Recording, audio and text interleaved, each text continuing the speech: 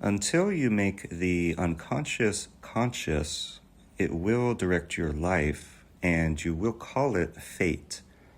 This is a quote from Dr. Carl Jung.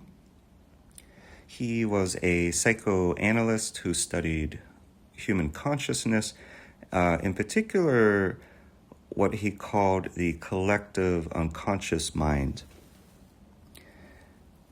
And we can think of the collective unconscious mind as a vast, unending ocean of infinite black waters that appears calm and gentle on the surface. However, beneath that surface, there is turbulence, there are storms, and just in general, lots and lots of chaos. There are also ancient ruins beneath this infinite ocean. And these are symbolic of our repressed memories, suppressed emotions, instincts that we bury down. And although we are not consciously aware of what is down there deep in this ocean, it is still exerting a force on our conscious mind, and it is still influencing us in our day-to-day lives. So within this infinite ocean, we can think of these ancient ruins and all of that stuff down there as dead aspects of ourself. And so this is where the demon Gamigin comes in, because it is said that Gamigin can locate and resurrect dead sailors from the sea. But I believe this is all symbolic for talking about psychology, psychoanalysis, and dealing with the subconscious mind and or the unconscious mind, as Dr. Jung called it. So Gamigin is the fourth demon listed in the Ars Goetia. He is the 46th in Johann Weyer's Pseudomonarchia Daemonum, although his spelling is a little bit different, where it is spelled Gamygyn, whereas in the Goetia it is spelled Gamigan. But in both he is listed as a Marquis, and it is said that he appears as a small horse, later changing into human form with a horse voice. Horse, horse voice, no pun intended, but a very rough voice. It is said that he can teach liberal arts, and like I said, he gives accounts of souls that died in sin and drowned at sea. Gamigin rules 30 legions of demons, and he answers questions posed to him. And very importantly, and I'll explain why later in this video, but it's said that he stays with the conjurer until said conjurer is satisfied. Okay, so what are we talking about with this demon? We're talking about the sea and water symbolism, symbolic of submerged memories, the unconscious mind or the subconscious mind, drowned emotions, also, I'd say forbidden occult knowledge, necromancy, because Gamigin is dealing with death and resurrection. So this is resurrection of aspects of the unconscious and subconscious mind, resurrection of aspects of our shadow. And in this video, we're going to be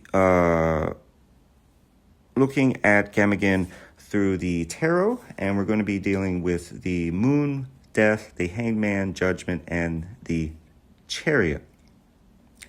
So Gamigin is a demon of initiation, where the initiate is going through descent and then ascent. So we're moving through death and resurrection. So the first card, the moon.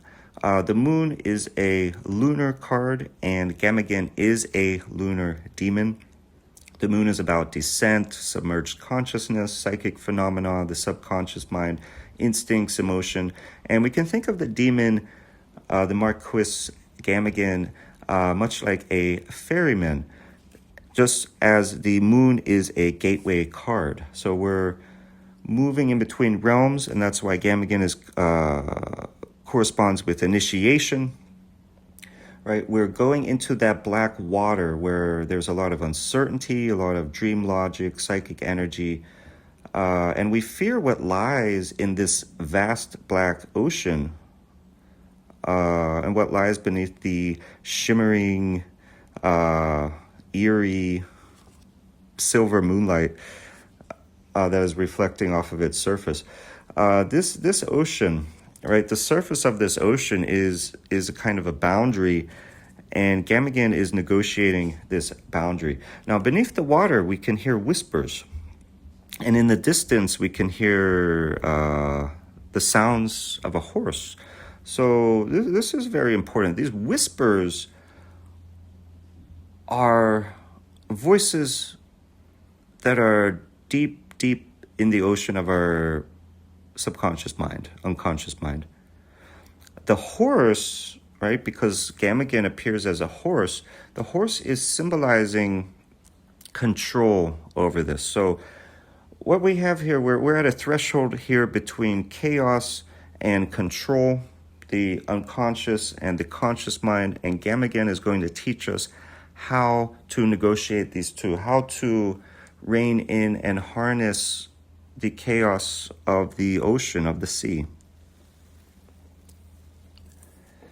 Okay, from the moon, we move into the death card. And this is where we're having a conversation with our dead self and those dead aspects of ourself. All of that stuff that makes up the ancient ruins beneath this infinite ocean, the dead aspects of ourself. This is necromancy. This is necromantic symbolism. The dead symbolize the identities of our old selves, suppressed desires, old memories, emotions. And this is very much like psychoanalysis. You know, since we're speaking of Dr. Carl Jung, who was a psychoanalyst, and Sigmund Freud's defense mechanisms. So both of Freud and Jung were psychoanalysts, and they dealt with the unconscious mind, and they said that there are just aspects of ourself that we're afraid of, or we're ashamed of, or we just don't like, or they make us uncomfortable. So we push them down deep into the unconscious mind. They never go away, but consciously we kind of forget about them, although, like I said, they do continue to influence us. And that makes up also what we talk about in the occult realm, the shadow. So Jung and Freud would call it the unconscious mind. We're in the occult circles. When they speak of the shadow, this is what we're likely talking about. So this is psychological necromancy, dealing with the shadow. The dead are not always buried in graves, right? We're not necessarily talking about literal dead here. What we're talking about are dormant, dead aspects of our personality. Now, from death, we move into the hangman, and really this is Gamigin's card.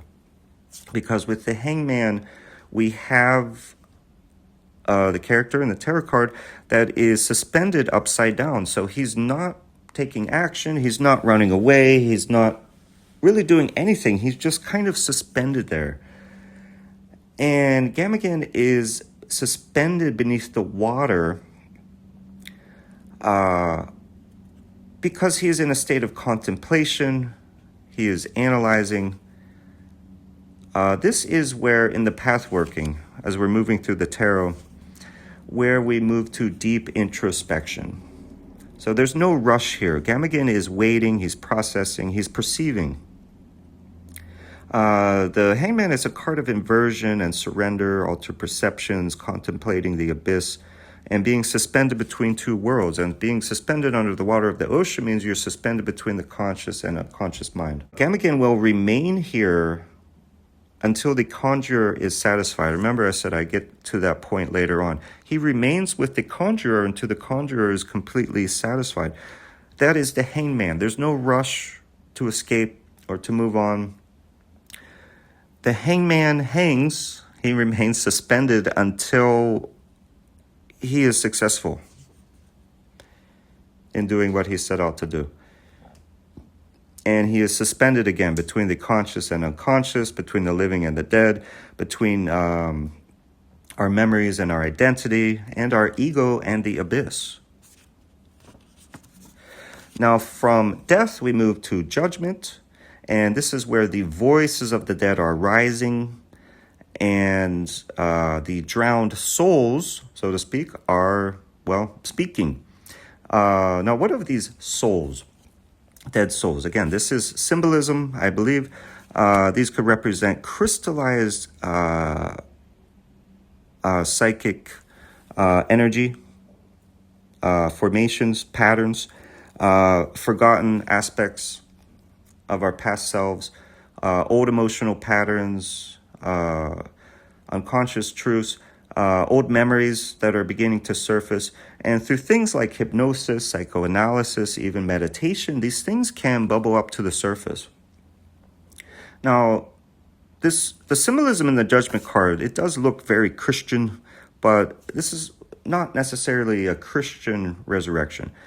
And with Gamigin, I would certainly argue that it is not about this kind of literal Christian resurrection. Rather, it's a psychological awakening. From the black waters, the sea of the unconscious mind, the voices are rising up.